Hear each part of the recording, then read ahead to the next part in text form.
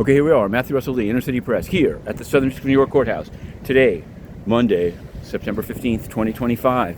Now, we're going to get to some of the things we're going to do today, but over the weekend, several filings. Diddy, the lawyer for Sean Combs, Mark Agnifilo, clarified. The government had said that Agnifilo's previous request to put in unredacted form information about male escorts not used at trial, that they'd agreed that it should be redacted. Well, no. Agnifilo said we never agreed to that. We want the protective order changed, and we disagree with the government's position. So that'll all have to be decided before the September 25th hearing on the motions for a new trial and for acquittal. Same time, same day, Tekashi 6ix9ine will be up, not for sentencing on the drug VOSR, violation of supervised release, but on new violations. So we're going to try to cover both at once. In terms of sealing, today was supposed to be the deadline for the lawyers for Sebastian Greenwood of OneCoin crypto fraud fame to unredact, as ordered by the Second Circuit, his sentencing letters. But since they've asked to be paid by the government in order to continue to fight for secrecy, and that hasn't been ruled on, I don't know if they're going to submit it or not.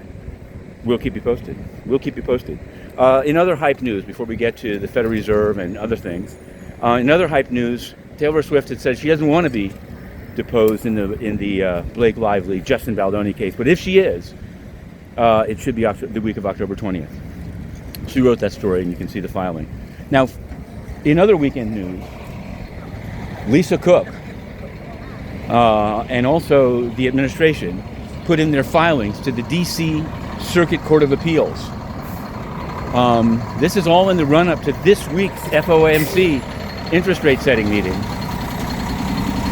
And the question is whether the D.C. Circuit Court of Appeals, and if necessary, either way, I think either side would appeal, the Supreme Court will rule on whether Lisa Cook will be in her seat at the Fed on that day.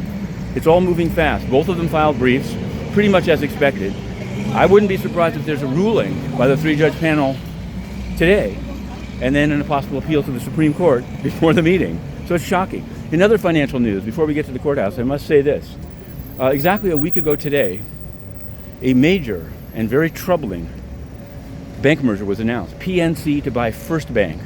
Now, Fair Finance Watch did some analysis of PNC all over the country. They've grown substantially. They bought BBVA, they bought National City. They have more branches in Texas than in Pennsylvania, and their record there is terrible.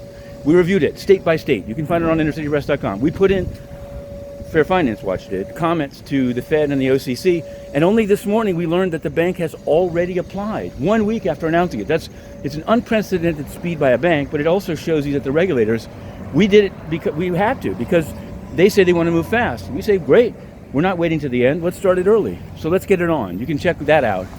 We're going to have more on that and like that. Finally, the United Nations.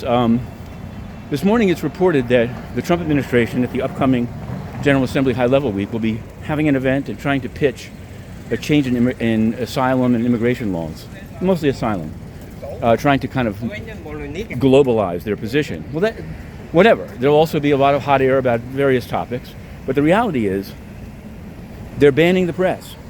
Over the weekend we wrote to Baerbock.